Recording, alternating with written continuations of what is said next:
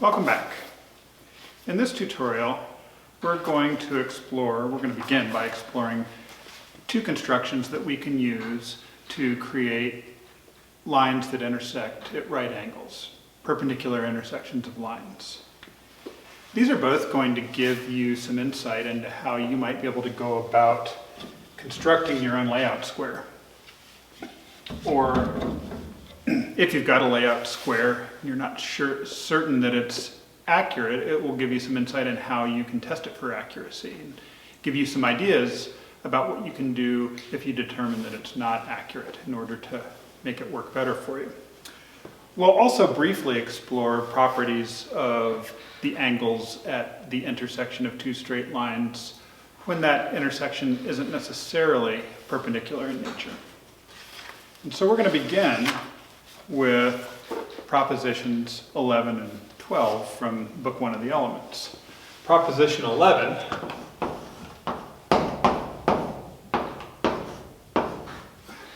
is to draw a straight line at right angles to a given straight line.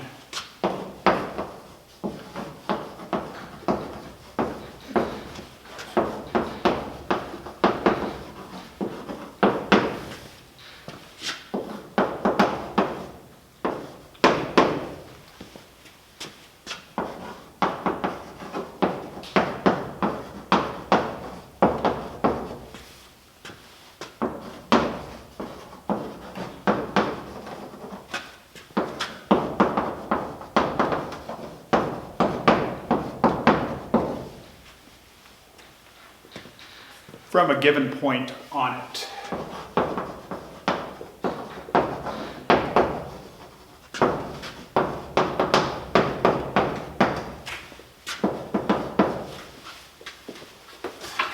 So here's the setup.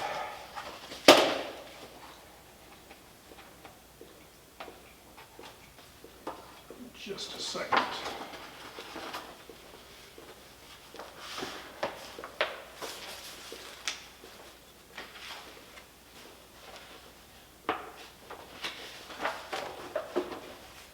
Here's the setup.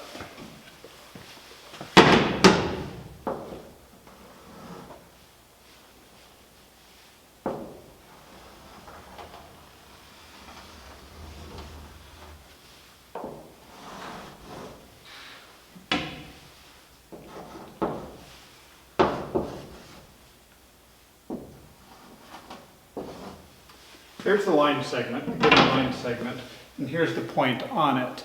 And my goal is to be able to draw another straight line that passes through point C at right angles to the original line.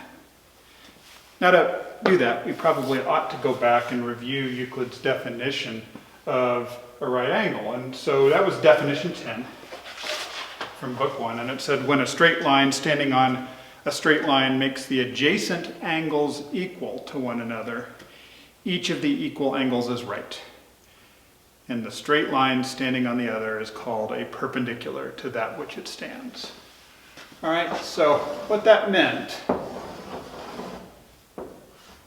this angle and this angle, those are adjacent angles in this intersection because they're side by side. And if they happen to be equal, then that satisfies Euclid's definition of right. So we want to draw a line that passes through C so that the angle on this side of the line equals the angle on this side of the line. That's our goal in this construction. So here's how we're going to go about doing it. And as I've warned you in the past, Euclid's equilateral triangle construction is so important because it comes back again and again in our future constructions, and this one is no exception to that. So here's how we're going to use it in order to construct a right angle. We're going to pick a point on one side of C that's still on the line segment, and then we're going to measure that distance from C to the new point with our compass. And then we're going to copy that distance onto the line from onto the other side of C, starting at C. So I've got those two marks, 2 points on C now. And we'll call those points D and E. All right, well, what am I going to do with those? I'm going to construct an equilateral triangle that uses the line segment ED as its base.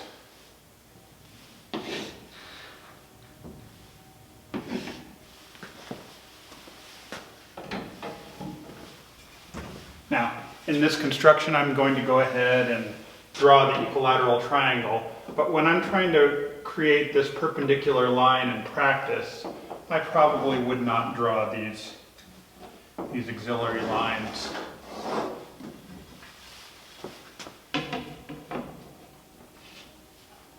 That wasn't the cleanest drawing, but all right. So there's our equilateral triangle. Now, my claim is if this is point F up here, the vertex of the triangle, if I connect F to point C,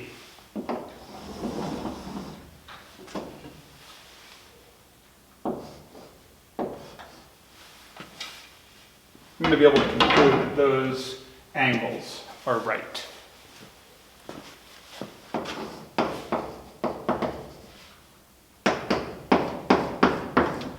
So segment FC,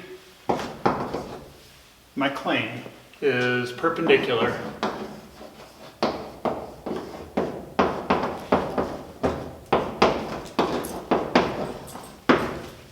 to AB at point C.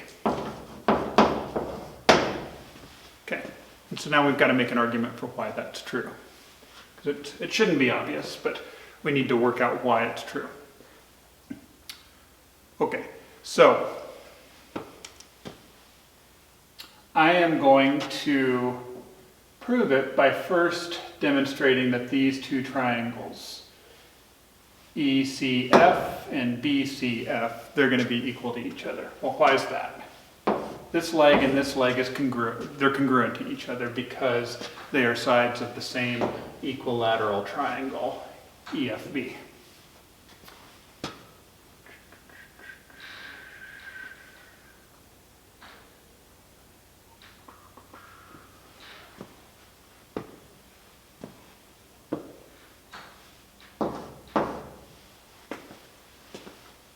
That leg is congruent to itself. It's a common side to those two triangles.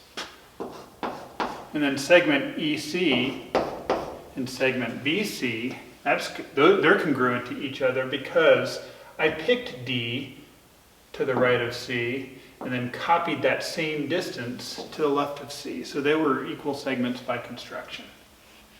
So those two triangles, EFC and BFC, EFC and BFC, they're congruent to each other, they're equal to each other by side, side, side.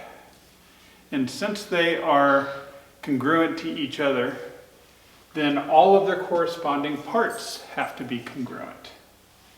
And so, in particular, those two angles right there at the intersection, they have to be equal to each other, right? Because they're corresponding angles of two equal triangles. But not only are they equal to each other, but they are two equal adjacent angles. They're side-by-side angles in an intersection. And so we know from Euclid's definition of a right angle, of perpendicular lines, is that if you've got two angles that are equal and adjacent in an intersection, then they're right. Then these lines are perpendicular. So that's how we're able to justify this claim. Okay.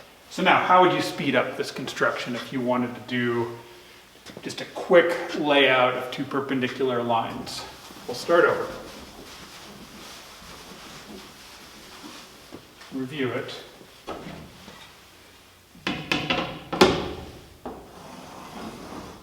We've got our line segment, got our point on the line we want to construct a right angle to. And I'm just going to mark a point to the right of my given point, a point to the left of my given point, same distance apart, ensured by keeping my compass fixed. And then I'm going to take those two marks and swing the vertex of what would be an equilateral triangle made from this base segment right here. But there's no need to draw that equilateral triangle. All I'm going to do is connect that intersection to my given point, and I've essentially followed all the critical steps of that last construction. So I know that those two angles in the intersection are right. And furthermore, so are those. So that's how you would perform that construction in practice. We'll address some applications of this to the layout square once we go through Euclid's proposition 12 from book 1, which is just a similar one to this. In fact, so similar in the way that it's stated, I'm just going to modify what I've written.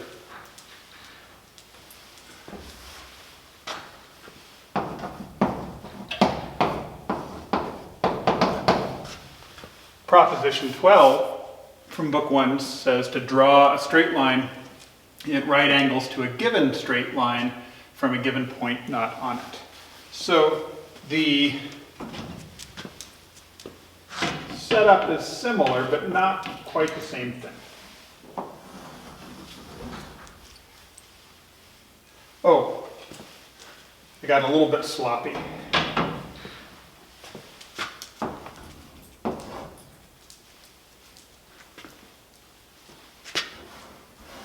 this is fine. We'll leave that alone.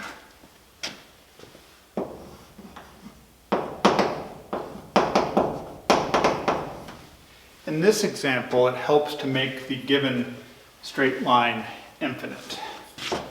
So we can imagine it's a line that we continue in either direction indefinitely. And I'll try to comment on why that's helpful as I do this construction, but it's actually not going to look like it matters that much. All right, so here's my point not on the given line. And there goes my chalk. My goal here, bummer. My goal here is to draw a line that passes through this given line C that intersects the given line somewhere at right angles. So how am I going to do it? Well, what I'm going to do is that I'm going to pick some arbitrary point D on the other side of this line from C. Then I'm going to take my compass. I am going to set it to the distance from C to D, and I'm going to mark an arc that intersects my line at 2 points. And that's actually where it helps to have this line infinite in extent, because if I had a line segment that stopped here, I wouldn't get this intersection over here. So I'm actually going to extend this line somewhat.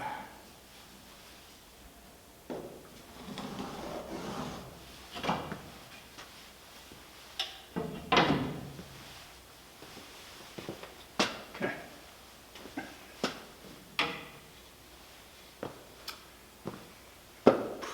Now I've set myself up for a little bit of trouble. Enough so that I think I'm going to restart a little bit here just so that I've got room to work.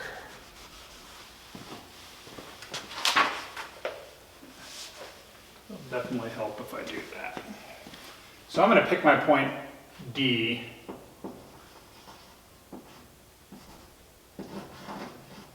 A little closer in to the other side of the line.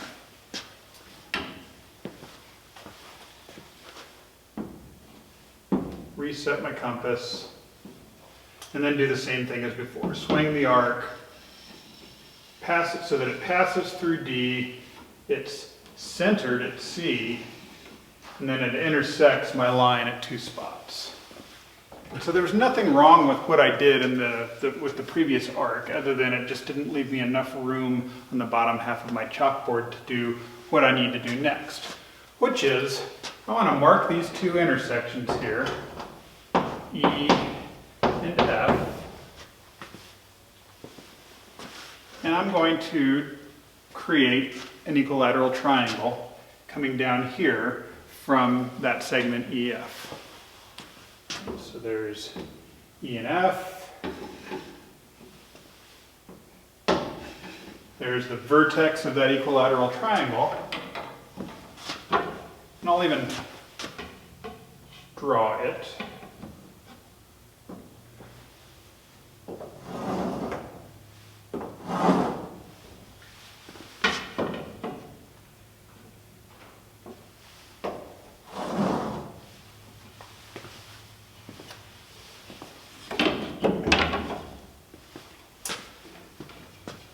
Call this point G.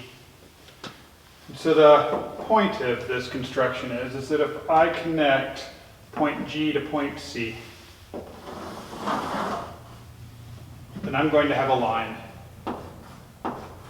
that intersects my given line at right angles, and it does so passing through that given point C that was not on the original line. So why is that?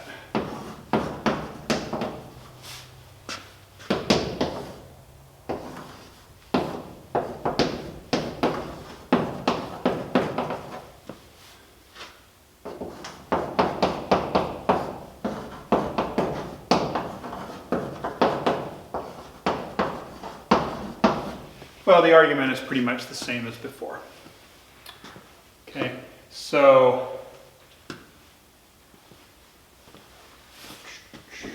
it helps, I guess, if I draw 2 auxiliary lines.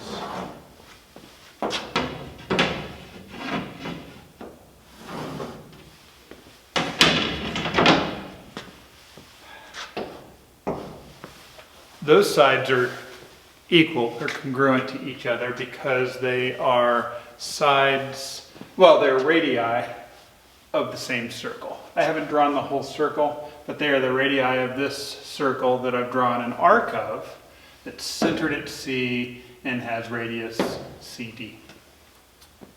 Okay. So those sides there are it's a common side to that triangle CED and this triangle CFD, or whatever this intersection is. I haven't labeled it. Let's call this point H. Now, what else have I done here? I've taken, when I erected this equilateral triangle right here on segment EF, what I really did was I bisected angle ECF, right? Another thing that well, that's probably the simplest thing to do, is that I've just bisected ECF. And so what that means is that those 2 angles are congruent to each other. And so then by side, angle, side, angle, side, the 2 triangles up here are congruent to one another. And if they're congruent, those 2 corresponding angles, which also happen to be adjacent angles in an intersection, they're equal to each other. And so I know if I've got 2 adjacent angles in an intersection that are equal to each other, by definition, they're right. And that's what these are. Okay, so I've got 2 ways of constructing right angles. And again, on this one, I would do it a little bit more. I would do it with making fewer marks if I was trying to perform this construction in practice.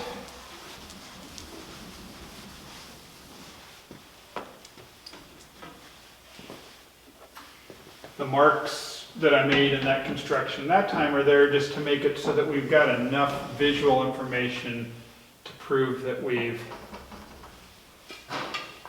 created perpendicular lines. Now that we know that works, all we've got to do is take our compass, put one tip at the point not on the line, another tip somewhere on the other side of the line, swing arcs through those two intersections, then take those two intersections,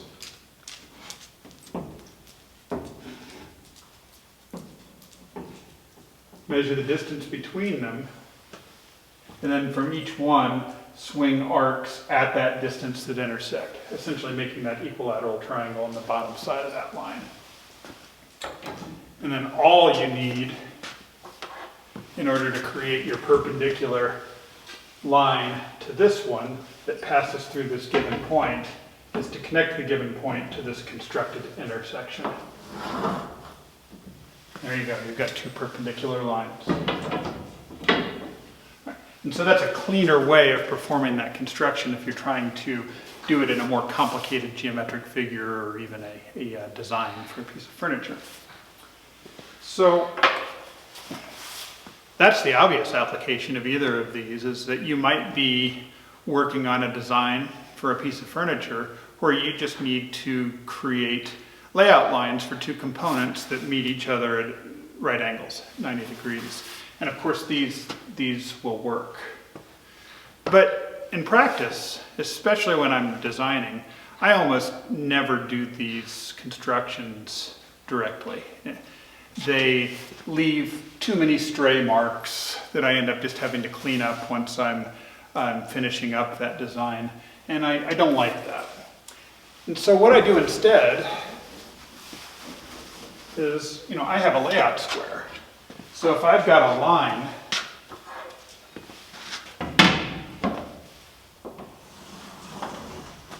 that I've drawn with a straight edge, and I want to put a right-angled intersection at a given point on that line, then I just keep my straight edge on the line that I drew, line up my layout square with that point,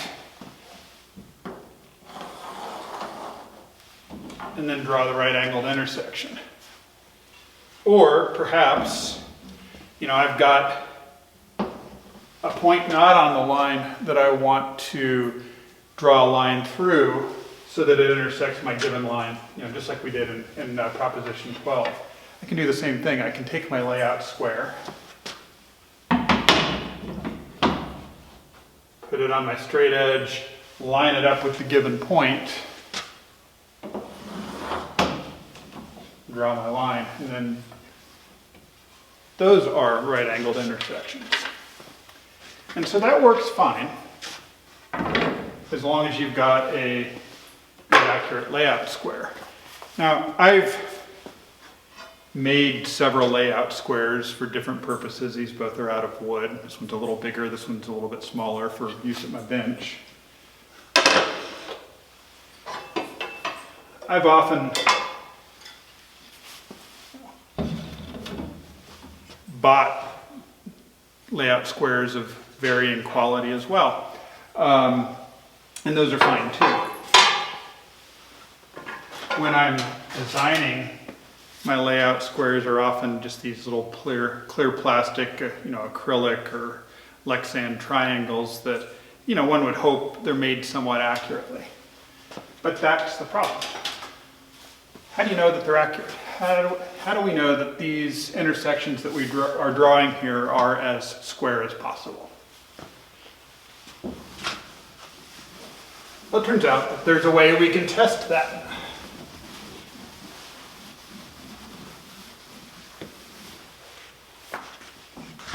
It basically just involves using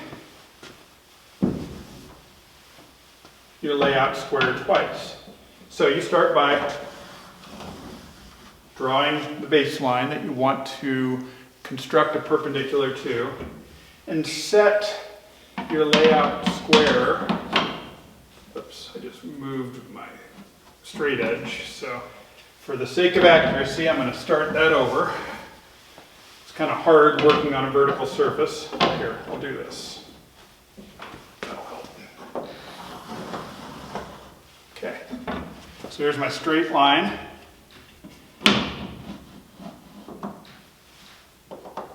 I'm going to draw a perpendicular to that line. Or at least it's what I hope is a perpendicular. Like I said, I don't know if my square is accurate or not. So how do I test that? I pick that square up, flip it over, line it up at that same point,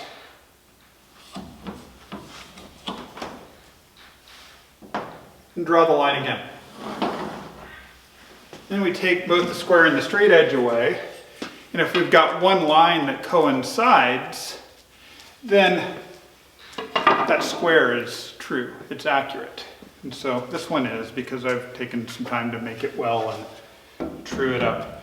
But if it wasn't, imagine this square was a little bit small. In other words, the angle was somewhat less than 90 degrees that this square was measuring out. Well, then what's going to happen when I put this square, I'm going to simulate this. What's going to happen when I put this square on my straight edge is it's going to draw a line like this.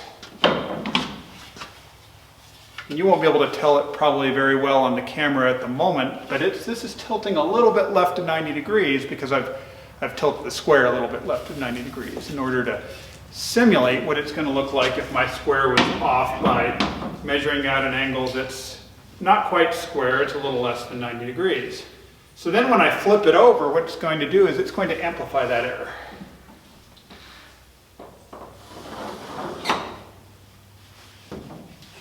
And I don't know if you can see that on camera, but the longer I draw those two lines, there's a gap that opens up between them.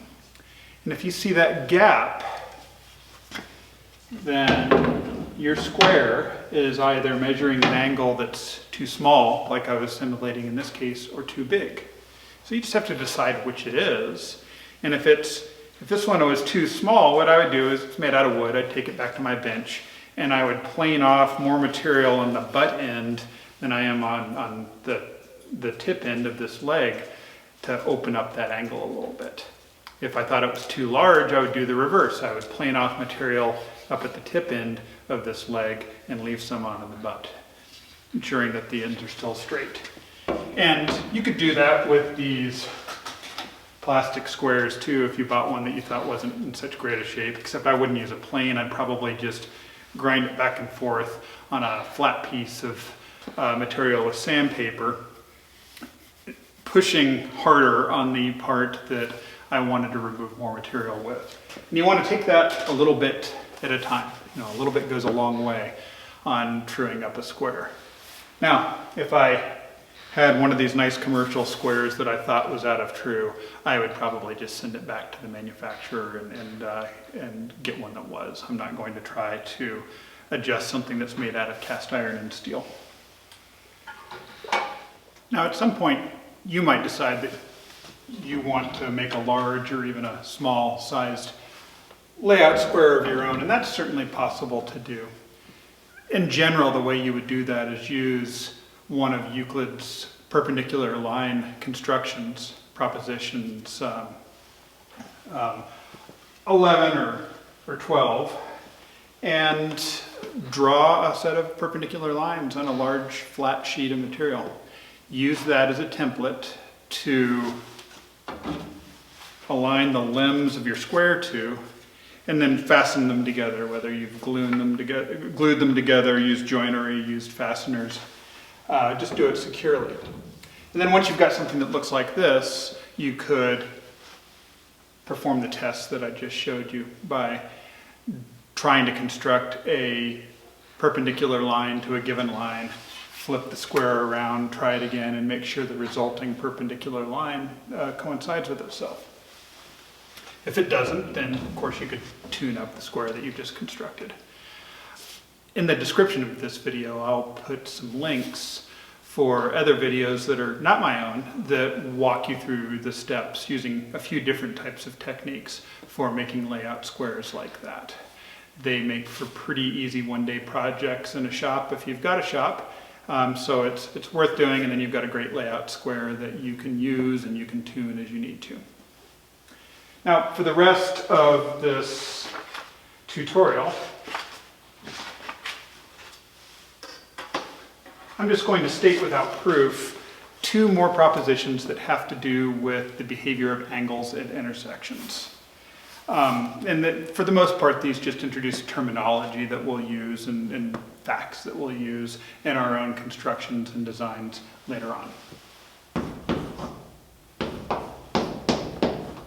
So proposition 13 of book 1 essentially establishes what we mean by supplementary angles.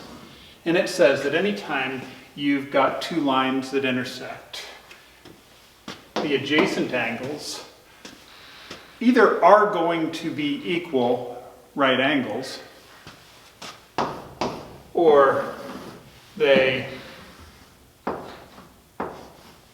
measures sum up to the same thing as two right angles. In other words, their measures sum up to 180 degrees. And that's what we more commonly think of as a set of supplementary angles in modern terms. Proposition 15 from book 1 of the Elements looks at an intersection like this. And it establishes the idea of a vertical angle, or vertical angles. If you take an angle and then cross the intersection onto, through both of the lines that make up the intersection, so you go from here to the other side of both lines, then those two angles, this one and this one, those are vertical angles. And when you've set up an intersection like this made of two straight lines, then the vertical angles, they equal one another. And these are vertical angles here as well. So they equal each other. This angle does not necessarily equal this angle. Those are adjacent angles. And the only time adjacent angles are equal is up here from the right. All right? So we'll use this attribute of vertical angles always being equal to each other in an intersection in many of our future constructions.